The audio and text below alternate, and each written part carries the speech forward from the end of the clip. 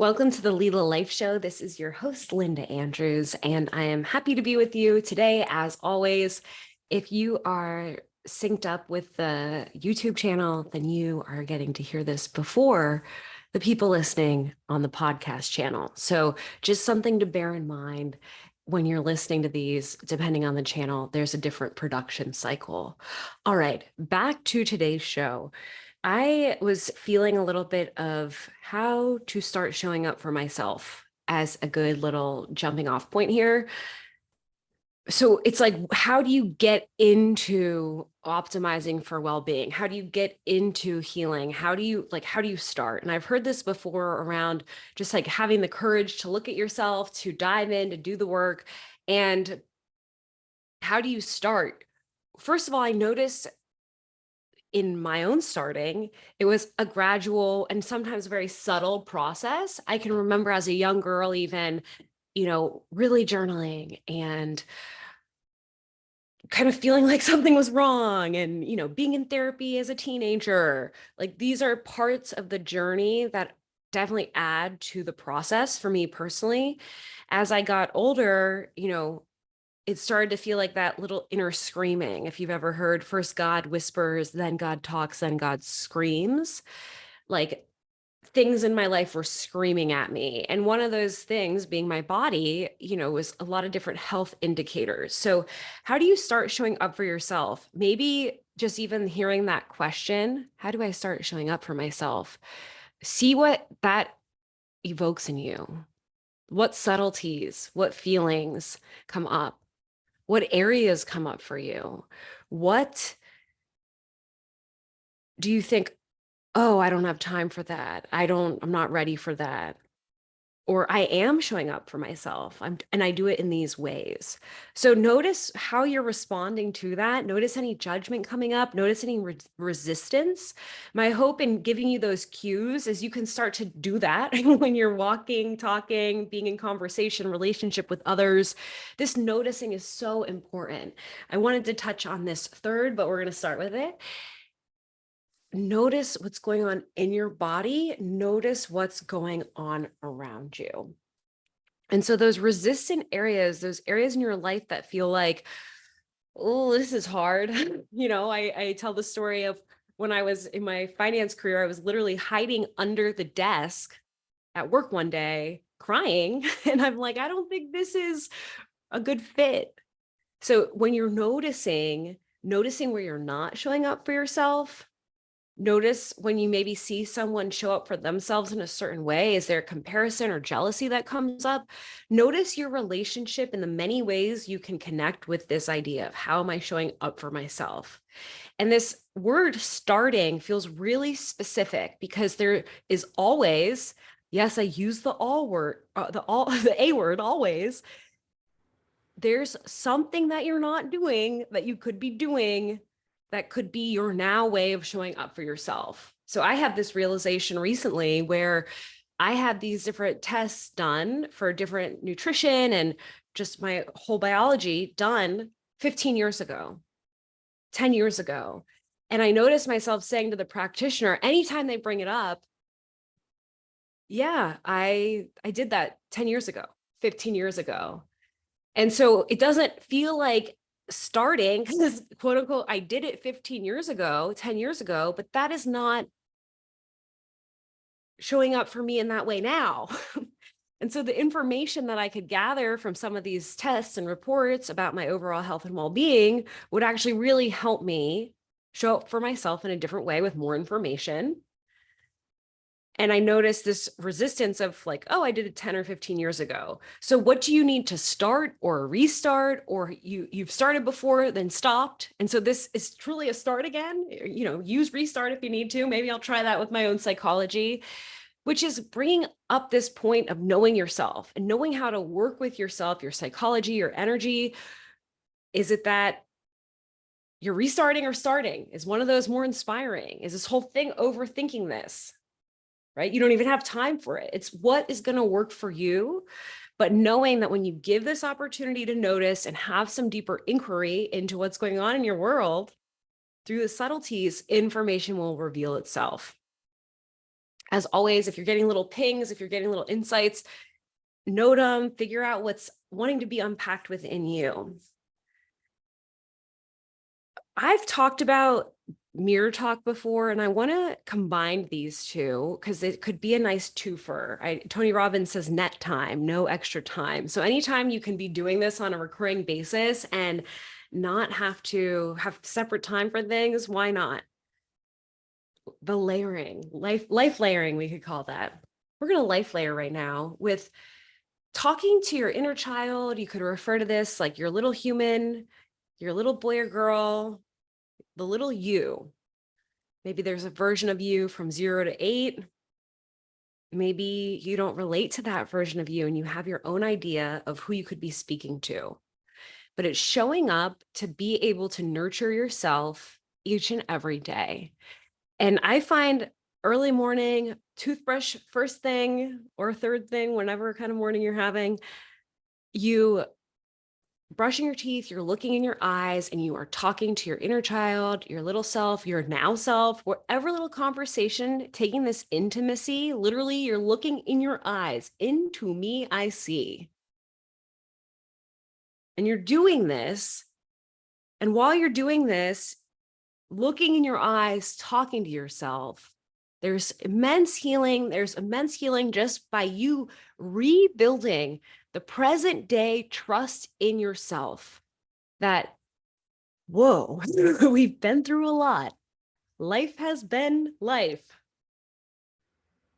And I am here for you in this now moment, 100 million%. I've gotten into Eric Thomas a lot lately. He's I think the hip hop picture is dropping. We're all good. The hip hop preacher, I believe, he talks about 120. It needs to be 120. So if you're checking in, it's 100. It's 80. What does it feel like to be 120 and do that and show up for yourself in that way? What could your 120 look like in that morning moment with yourself? So layering on talking to your inner child, getting into that mirror talk with yourself. We talked about noticing. What I'm about to share is this thumb on wrist, thumb on opposite wrist. If you can get your pulse point on your wrist, this can be a really awesome beginning anchor to yourself, to have embodiment practice. So your feet are on the ground, you're feeling yourself connected in the earth. Maybe you're tuning into your heart center, feeling the energy there. If you're driving or whatever, and your feet aren't on the ground, you can just imagine them, eyes open, obviously, if you're driving. You feel the pulse of your wrist. And you notice and feel yourself in your body. Disassociation, leaving yourself, self-abandonment, these can be very common expressions of how one navigates their body when there has been past trauma, past stress, present trauma, present stress. And so if you can relate to that, this embodiment tool in your present moment, we just talked about trusting yourself in all your now moments. This embodiment practice is a way to, in the present, show up for yourself and deepen again intimacy, trust with yourself. This mirrors to the intimacy, the trust with others. And when you build that up in yourself and you're literally saying, it's little, inner child, little child, I love you. I'm here for you. I got you. That healing is happening in your system, it becoming safer and safer and safer. And even inner child, I know we did the best we could. I love you. Maybe you listen, maybe they want to talk to you, give you some reminders. And so this embodiment practice, thumb to wrist. Again, I was doing net time combining with other things, but doing this practice is a way to really show up for yourself. And one of my favorite tools, I notice myself when I'm in new environments, say I'm in a waiting room somewhere, this literally happened today, I was feeling a little on edge and I just did thumb to wrist. Feeling the pulse, being myself in this now moment, considering who is Linda. Hi, Linda. You can put your own name in there, obviously, right?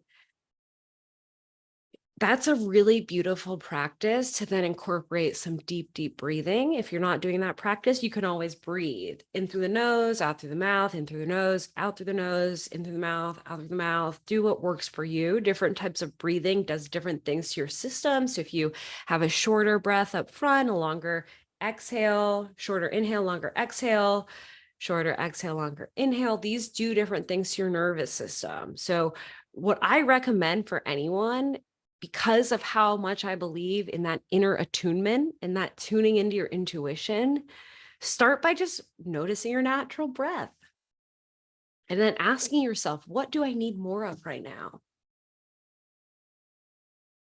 Maybe I need a slower inhale, and I can just let myself notice that and just see, what does it feel like to play with that slower inhale? We got to tie it back because it's the brand, but Leela, right? The divine play. What does it feel like to play with your breath? Dance with your breath. A new concept for me, I tend to be a doer. The being, I continue to cultivate that being practice. But by nature, I used to just brag that I was type A. I thought it was my superpower. And I'd literally be like, I'm so type A, it's my superpower. It's like the amount of stress that I just be constantly putting on myself. And so going with that to rest, which I think rest can be a lot more accessible than leisure time. And I don't think they necessarily have to be the same thing, but see how you warm up to both of these words, rest and then leisure time, these other two words. What comes up for you? What's curious? What unlocks? What's like, oh, whoa, let's do that. These different words can unlock different parts of yourself and activate them and help them feel more alive, especially the areas that have been yearning for your love and attention. So leisure time, is that a hobby? Is that different than, say, a nap where, maybe you're laying in a hammock? I don't know. What's the difference? What's that distinction for you? For me, they can often combine rest and leisure time, but leisure, there's like a playfulness that just unlocks with the leisure time that feels different than the rest. And for me personally, I have to really dial that in because maybe I really truly need rest, and rest feels more of like a true unplug. I think of the word restore. Noticing these two words, noticing their roles in your life, and what do you crave a little bit more of? See, it's curious. All right, showing up for yourself. So far, we got inner child talk, mirror talk, talking to yourself in the mirror, noticing embodiment, breathing, rest, and leisure time. We got our last two. This is our top 8 for ways to start showing up for yourself. To journal. Dun, dun, dun, dun. New neural pathways through writing in your brain. It's literally rewiring your brain. Have you ever felt so angry and then self-abandoned or neglected yourself or shame yourself or guilt yourself? This is such a powerful tool that when you're in the heat of, especially when you're in the heat of intense emotions, to help you move that through and to really show up yourself for yourself. Show up yourself. So how do you begin? I have some different journal prompts. It's the meditative journaling activity that I share as like a freebie. This meditative journaling activity, you want to get yourself, if you can, into a meditative state. What is that for you? Is that listening to a really calming song? Is that a few different breaths? Is that you, I don't know, what is that? Getting into a meditative state. Then from here, can you start writing? That's it. Meditative journaling. I'm going to get in a meditative state and I'm going to start writing. You can start, one of the easiest ways to start is start with the emotion. So if I'm seething, is that the word? Seething with anger. I am angry. And then just let it flow. It's just get yourself started. I feel, I love, I notice. Today I notice about myself. Today I'm noticing about myself. Let it flow and go. It doesn't have to just be about you. When we're starting with some of these practices of how can you start showing up for yourself, it's to show up for yourself and be able to show up in all your different ways you're in the world from a more whole place, an illuminating place, a magnetic place, right? It's not like showing up for yourself and like, that's it. It's showing up for yourself and in all this. So letting the journaling be a little key here, the meditative journaling, it's truly so powerful. I can't say enough. Meditation. My last name was Tate before I got married. It's Andrews now, did the legal name change. That's a whole other story. But meditate always makes me laugh because my last name, Tate. And there's this really funny photo. I need to post it sometime, but it is me as a young child. I probably, if I had to guess, say 10 to 12, maybe 12. And I'm sitting meditating. It's this black and white photo. And I definitely was not meditating then. So I come back to meditating. It's something I do every day. This is absolutely my non-negotiable. And I started with 1 minute. I feel like such a success story when I talk about meditating because like I said, I was hey, I have the superpower, type A. I don't need to meditate. And I'll never forget. It feels like yesterday. I was in this room, actually. This used to be my bedroom. And I was sitting on the bed and I set the timer and I said, I'm going to meditate for 1 minute. And I sat there for 1 minute, just like thinking I'm meditating. And I was crawling out of my skin. Shortly, like relatively shortly after that, within years, like if that was in 2013, I would say this was in 2015. So 2 years later, I find myself at yoga teacher training where we're meditating twice a day, every day for 20 minutes. And this is my first experience with Vedic meditation. And I was like, oh my God, because back hurt, hip hurt, everything hurt. And every day, twice a day, 20 minutes. And before that, I was not meditating every day. And after that, I was not meditating every day until I went to another Vedic meditation training, VEDIC, and got initiated and started meditating every day. I just from my own intuition ended up adjusting my mantra. It felt like a good shift energetically. And I still meditate every day, twice a day. No, definitely not twice a day. Every day, once a day, every day, twice a day, some days, but not most days, working on it. So the meditating, 1 minute, 20 minutes, whatever it is, there's science to support what starts happening in your brain after the 20-minute mark or at the 20-minute mark. We don't care about the 20 minutes, we care about starting. And if you have a long-standing meditation practice, just like anything, I would say, is this serving you? Is it working for you? Do you need an adjustment? Great questions to be curious about, checking in with yourself. So how do you start showing up for yourself? Pick one of these. If you're already doing one or some, awesome. Pick one of these that you're like, I really like that. And I'm going to do that. The meditation, I think, is a really fast track to embodiment because you're sitting with yourself in yourself. Kind of like can't deny that. So again, another opportunity for noticing in all this is really powerful. I hope that you got what you needed. And I would love to drop a drop in the comments if you are going to do one of these or some of these, or what do you already do? I want to know, I want to hear.